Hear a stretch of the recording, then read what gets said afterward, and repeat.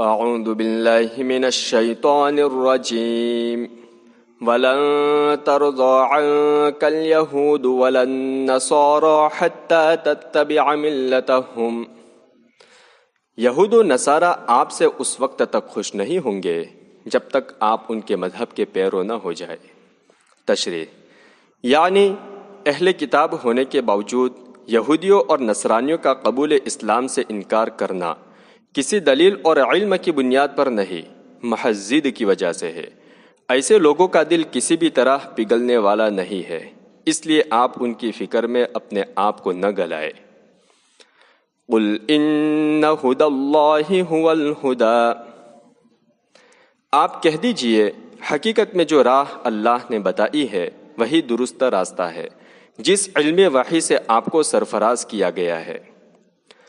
وَلَئِنِ اتَّبَعْتَ أَهْوَاءَهُمْ بَعْدَ الَّذِي جَاءَكَ مِنَ الْعِلْمِ مَا لَكَ مِنَ اللَّهِ مِنْ وَلِيٍّ وَلَا نَصِيرٍ، اگر اس کے حاصل ہونے کے بعد بھی آپ ان کی خواہشات کی پیروی کرنے لگے تو اللہ کے مقابلے آپ کا کوئی دوست اور مددگار نہ ہوگا۔ الذین آتیناہم الکتاب یتلونہ حق تلاوتہ اولئک یؤمنون بہ ومن یکفر بہ فاولئک ھم الخاسرون۔ جن لوگوں کو ہم نے کتاب دی ہے اگر وہ اس کی اس طرح تلاوت کرے جو اس کی تلاوت کا حق ہے تو وہ اس قرآن پر ایمان لے آئیں گے، اور جو اس کا انکار کریں گے وہ خود ہی نقصان اٹھائیں گے۔ تشریح تلاوت کا حق تعصب کی عینک اتار کر اس کے مضمون میں غور کرنا اور پھر اس پر عمل کرنا ہے۔ اگر یہود و نصارہ ایسا کرتے تو تورات و انجیل میں آپ صلی اللہ علیہ وسلم کی نبوت کی پیشن گوئی اس قدر واضح ہے کہ ضرور ایمان لے آتے، اور جن لوگوں نے ایسا کیا وہ ایمان سے مشرف بھی ہوئے۔ یا بنی اسرائیل اذکروا نعمتی التی انعمت علیکم وانی فضلتکم علی العالمین واتقوا یوما لا تجزی نفس عن نفس شیئا ولا يقبل منها عدل ولا تنفعها شفاعة ولا هم ينصرون۔ اے بنی اسرائیل، میں نے تم کو جو نعمتیں بخشی تھی اور دنیا بھر پر تم کو فضیلت عطا کی تھی اس کو یاد کرو، اور اس دن سے ڈرو جس دن کوئی شخص کسی کے کام نہ آئے گا، نہ کوئی معاوضہ قبول کیا جائے گا، نہ سفارش کام آئے گی، اور نہ انہیں کوئی مدد پہنچ سکے گی۔ تشریح گزر چکا ہے کہ اس فضیلت کا تعلق امت محمدیہ صلی اللہ علیہ وسلم کے ظہور سے پہلے کے دور سے ہے۔ اس وقت صرف بنو اسرائیل ہی توحید کے علم بردار تھے اور پوری دنیا شرک کی آماج گاہ تھی، اس لیے بنو اسرائیل دوسری قوموں سے افضل تھے۔ وَإِذِ ابْتَلَىٰ إِبْرَاهِيمَ رَبُّهُ بِكَلِمَاتٍ فَأَتَمَّهُنَّ، جب ابراہیم علیہ السلام کا اس کے رب نے چند باتوں میں امتحان لیا تو وہ اسے بجا لائے۔ تشریح یہ چند باتیں کیا تھی؟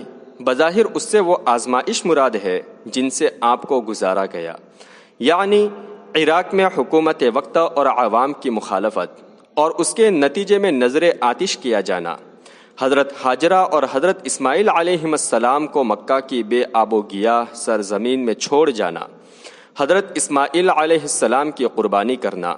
بعض حضرات نے اس سے وہ احکام شرعیہ مراد لیے ہیں جن کا اللہ کی طرف سے آپ کو حکم دیا گیا تھا اور آپ ان کو بجا لائے۔ یہ احکام کیا تھے؟ اس میں بہت سے اقوال ہے۔ ابتلا و امتحان کے لفظ سے معلوم ہوتا ہے کہ یہ تکلیف دہ باتیں تھیں جن سے آپ صبر و رضا کے ساتھ گزرے، اور یہ باتیں وہی ہو سکتی ہے جن کا پہلے ذکر کیا گیا، ورنہ احکام شرع کی پابندی تو ہر صالح اور نیک آدمی اپنی صلاحیت کے بقدر کرتا ہی ہے۔ قال انی جاعلک للناس اماما حق تعالیٰ نے ارشاد فرمایا میں تجھے سب لوگوں کا پیشوا بناؤں گا۔ تشریح۔ چنانچہ حضرت ابراہیم علیہ السلام کے بعد آپ صلی اللہ علیہ وسلم تک جتنے انبیاء و رسول کا ذکر ملتا ہے وہ سب آپ ہی کے خاندان سے تھے، اور دنیا کے تینوں آسمانی مذاہب اسلام، عیسائیت اور یہودیت حضرت ابراہیم علیہ السلام کی عظمت اور جلالت شان پر متفق ہے۔ اس طرح اللہ کا یہ وعدہ پورا ہوا۔ قال ومن ذریتی قال لا ینال عہد الظالمین۔ ابراہیم علیہ السلام نے کہا میری اولاد میں سے بھی، ارشاد ہوا میرا وعدہ نافرمانوں سے متعلق نہیں۔ تشریح۔ یہود حضرت ابراہیم علیہ السلام اور انبیاء کی اولاد ہونے پر بڑا فخر کرتے تھے اور اسی نسبی رشتے کو اپنی عزت و سیادت کے لیے کافی سمجھتے تھے۔ قرآن نے اس باطل خیال کی تردید فرمائی کہ ایمان و عمل صالح کے بغیر محض خاندانی نسبت کام نہیں آئے گی۔ خدا کا وعدہ حضرت ابراہیم علیہ السلام کی صالح اولاد سے ہے، نہ کہ کافروں اور فاسقوں سے۔ وَإِذْ جَعَلْنَا الْبَيْتَ مَثَابَةً لِلنَّاسِ وَأَمْنًا، اور وہ وقت بھی یاد کرو جب ہم نے خانہ کعبہ کو لوگوں کے جمع ہونے کی اور امن کی جگہ بنا دیا۔ تشریح۔ کعبہ کی تعمیر بھی چونکہ حضرت ابراہیم علیہ السلام نے کی تھی، اس لیے آپ کے ذکر کے ساتھ کعبہ کا ذکر فرمایا گیا۔ جس وقت کعبہ تعمیر کیا گیا اس وقت مکہ ایک ویرانہ تھا۔ ظاہر ہے کہ ایسی جگہ پر لوگ آمد و رفت نہیں رکھتے، اور جہاں انسانی آبادی نہیں ہوتی اور لوگوں کی آمد و رفت سے جو علاقہ محروم رہتا ہے وہاں امن بھی نہیں ہوتا۔ لیکن اللہ تعالیٰ نے مکہ کو اجتماع کی ایسی جگہ بنا دیا کہ آج دنیا کے کونے کونے سے لوگ وہاں جمع ہوتے ہیں، اور اس جگہ کو ایسا مامون فرما دیا کہ جب عربوں کی وحشت و لاقانونیت شباب پر تھی اور قافلے لٹ جاتے تھے، اس وقت بھی حرم میں لوگ اپنے باپ کے قاتل تک کو دیکھ کر اپنی نگاہ جھکا لیا کرتے تھے۔ قرآن نے یہاں اسی کا ذکر کیا ہے۔ وَاتَّخِذُوا مِن مَّقَامِ إِبْرَاهِيمَ مُصَلًّى، اور ہم نے حکم دیا تم مقام ابراہیم کو نماز کی جگہ بنا لو۔ تشریح۔ مقام ابراہیم سے وہ پتھر مراد ہے جس پر کھڑے ہو کر حضرت ابراہیم علیہ السلام کعبہ کی تعمیر فرماتے تھے۔ وہ پتھر اب بھی موجود ہے اور اس پر حضرت ابراہیم علیہ السلام کے قدم مبارک کے نقش ثبت ہے۔ حضور صلی اللہ علیہ وسلم نے طواف کے بعد اس مقام کے قریب طواف کی 2 رکعتیں ادا کی ہے۔ چنانچہ طواف کرنے والوں کے لیے مستحب ہے کہ دوسروں کو تکلیف پہنچائے بغیر مقام ابراہیم کے قریب ہی طواف کی 2 رکعتیں ادا کرے۔ وَعَهِدْنَا إِلَىٰ إِبْرَاهِيمَ وَإِسْمَاعِيلَ أَن طَهِّرَا بَيْتِيَ لِلطَّائِفِينَ وَالْعَاكِفِينَ وَالرُّكَّعِ السُّجُودِ، اور ہم نے ابراہیم و اسماعیل علیہ السلام سے وعدہ لیا تھا کہ میرے گھر کو طواف، اعتکاف اور رکوع و سجدہ کرنے والوں کے لیے خوب پاک رکھا کرو۔ تشریح۔ آیت میں 4 عبادتوں کا ذکر کیا گیا ہے: طواف، اعتکاف، رکوع اور سجدہ۔ طواف اور اعتکاف مستقل عبادت ہے۔ طواف کعبۃ اللہ کے ساتھ مخصوص ہے۔ کعبۃ اللہ کے علاوہ کسی مسجد یا مقام کا پھیرا لگانا سخت گناہ اور بدترین بدعت ہے۔ اور اعتکاف مرد کسی مسجد ہی میں کر سکتے ہیں، عورتیں گھر میں اعتکاف کرے گی۔ رکوع و سجدہ سے نماز کی ادائیگی مراد ہے۔ نماز میں عجز و فروتنی کا سب سے بڑھ کر اظہار رکوع اور سجدہ ہی سے ہوتا ہے، اس لیے خاص طور پر ان کا ذکر کیا گیا۔ اس ارشاد ربانی سے معلوم ہوا کہ نماز کی جگہ کا پاک ہونا شرط ہے، اور نماز کی جگہ سے مراد یہ ہے کہ رکوع و سجدہ میں جو اعضاء زمین سے لگتے ہیں ان جگہوں کو پاک ہونا چاہیے۔ وَإِذْ قَالَ إِبْرَاهِيمُ رَبِّ اجْعَلْ هَٰذَا بَلَدًا آمِنًا وَارْزُقْ أَهْلَهُ مِنَ الثَّمَرَاتِ مَنْ آمَنَ مِنْهُمْ بِاللَّهِ وَالْيَوْمِ الْآخِرِ قَالَ وَمَنْ كَفَرَ فَأُمَتِّعُهُ قَلِيلًا ثُمَّ أَضْطَرُّهُ إِلَىٰ عَذَابِ النَّارِ وَبِئْسَ الْمَصِيرُ۔ اور جب ابراہیم علیہ السلام نے عرض کیا میرے پروردگار اس کو امن والا شہر بنا دیجئے اور اس شہر کے رہنے والوں میں سے جو اللہ اور آخرت پر ایمان رکھتا ہے اس کو پھلوں سے روزی دیجئے، اللہ نے ارشاد فرمایا جو کافر ہوگا اسے بھی کچھ دنوں دنیا سے نفع اٹھانے کا موقع دوں گا، پھر اسے دوزخ کے عذاب کی طرف کھینچوں گا اور وہ کیا ہی برا ٹھکانہ ہے۔ تشریح یعنی حضرت ابراہیم علیہ السلام نے رزق کی دعا کو مسلمانوں کے ساتھ مخصوص فرمایا، کیونکہ اللہ تعالیٰ کی جناب میں احترام کا تقاضا یہی تھا کہ خدا کے باغیوں اور دشمنوں کے لیے دعا نہ کی جائے، اور اللہ تعالیٰ نے اپنی شان رحمت کے مطابق فیصلہ فرمایا کہ کفار بھی اس چند روزہ دنیا میں خدا کی دی ہوئی رزق سے نفع اٹھائے، یہاں ان پر بھی روزی کا دروازہ بند نہیں ہوگا، ورنہ دنیا امتحان گاہ کی بجائے جزا کی جگہ ہو جائے گی، البتہ آخرت میں ان کا کچھ حصہ نہ ہوگا۔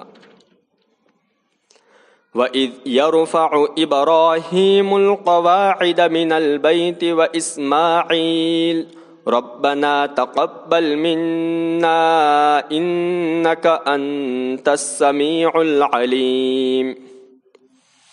اور وہ وقت ابھی یاد رکھنے کے لائق ہے جب ابراہیم و اسماعیل کعبۃ اللہ کی بنیادیں اٹھا رہے تھے اور اللہ سے التجا کرتے جاتے تھے ہمارے پروردگار ہم سے یہ گھر قبول فرما لیجئے، یقیناً آپ خوب سننے والے اور خوب جاننے والے ہیں۔ تشریح یعنی یہ معمولی پتھروں کی عمارت تیرے شان کے اعتبار سے کس لائق ہے، لیکن ان عاجز بندوں کے جذبہ اخلاص کو دیکھتے اور ان کی التجا کو سنتے ہوئے اپنے شان کریمی سے اس کو قبول فرما لیجئے کہ آپ بندوں کی دعا سنتے ہیں اور دلوں کے حال سے واقف ہے۔ ربنا وجعلنا مسلمین لک ومن ذریتنا امة مسلمة لک، اے ہمارے پروردگار ہم دونوں کو اپنا فرما بردار بنائے رہیے، ہماری نسل میں سے بھی اپنے ایک فرما بردار جماعت پیدا فرمائیے۔ تشریح اصل معنی ہے فرما بردار بنائیے، مگر ظاہر ہے کہ حضرت ابراہیم و اسماعیل علیہ السلام انبیاء تھے اور پہلے سے پیکر اطاعت تھے، اس لیے ترجمہ کیا گیا ہے فرما بردار بنائے رہیے، یعنی اطاعت و فرما برداری پر ثابت قدم رکھیے۔ وَأَرِنَا مَنَاسِكَنَا وَتُبْ عَلَيْنَا إِنَّكَ أَنْتَ التَّوَّابُ الرَّحِيمُ، ہمیں عبادت کے طریقے بتلا دیجئے اور ہماری توبہ قبول فرمائیے، بے شک آپ ہی توبہ قبول کرنے والے بڑے مہربان ہیں۔ تشریح مناسک کے دو معنی بتائے گئے ہیں، ایک مطلقاً عبادت اور بندگی کے طریقے، دوسرے خاص کر حج کے احکام۔ بعض مفسرین نے پہلا اور بعض نے دوسرا معنی مراد لیا ہے۔ پہلا معنی عام ہے جس میں حج بھی داخل ہے اور دوسری عبادتیں بھی، اس لیے یہی معنی بہتر معلوم ہوتا ہے۔ ربنا وبعث فیہم رسولا منہم یتلو علیہم آیاتک ویعلمہم الکتاب والحکمت ویزکیہم انک انت العزیز الحکیم۔ پروردگار ہمارے ان میں انہی میں سے ایک پیغمبر بھیج دیجئے جو ان کو آپ کی آیتیں پڑھ پڑھ کر سنایا کرے، کتاب و حکمت کی تعلیم دے اور انہیں پاک و صاف کر دے، بے شک آپ بڑی قدرت والے اور بڑے دانا ہے۔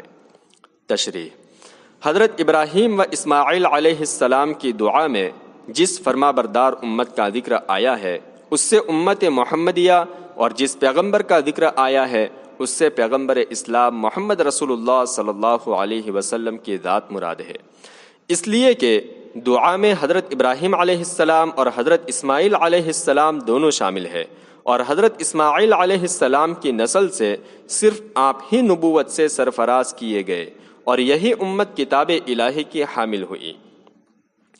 اللہ تعالیٰ نے پیغمبر کے 4 کام ذکر کیے ہیں۔ اول تلاوت آیات، اس سے الفاظ قرآنی کا سنانا مراد ہے۔ اسلام میں کتاب الہی کی تلاوت کی جو فضیلت بیان کی گئی ہے اور اس کی وجہ سے قرآن مجید کو دیکھ کر پڑھنے اور زبانی یاد کرنے کا جو ذوق اس امت میں ہے اس کی کوئی مثال کسی اور قوم میں نہیں ملتی۔ دوسرے تعلیم کتاب یعنی قرآن میں جو مضامین و احکام منقول ہے ان کی تفسیر و توضیح۔ قرآن مجید کی تفسیر کا جو کام ہوا ہے وہ اسی تعلیم کتاب کی تفصیلات ہے۔ تیسرے، تعلیم حکمت۔ حکمت کے معنی دانائی کی بات کے ہے، اس لیے بعض حضرات نے اس سے حکمت کی باتیں اور تفقہ مراد لیا ہے۔ قتادہ رحمۃ اللہ علیہ کے نزدیک اس سے سنت مراد ہے۔ یہی تفسیر راجح ہے، کیونکہ ظاہر ہے کہ حکمت سے تشریعی حکمت مراد ہے کہ آپ کا مقصد احکام شریعت ہی کو بیان کرنا ہے، اور قرآن کے علاوہ احکام شریعت سے متعلق جو کچھ آپ سے منقول ہے وہ حدیث ہی ہے۔ چوتھے، تزکیہ۔ اس کے معنی پاک کرنے کے ہے۔ بعض نے شرک سے پاک کرنا مراد لیا ہے اور بعض نے مطلقاً گناہوں سے۔ اس لیے یوں کہا جا سکتا ہے کہ امت کو کتاب و سنت کے سانچے میں ڈھال دینا کہ وہ شریعت کی تمام ممنوعات سے پاک صاف ہو جائے، تزکیہ ہے، اور یہ قلب کی اصلاح کے بغیر ممکن نہیں۔ صدق اللہ العظیم۔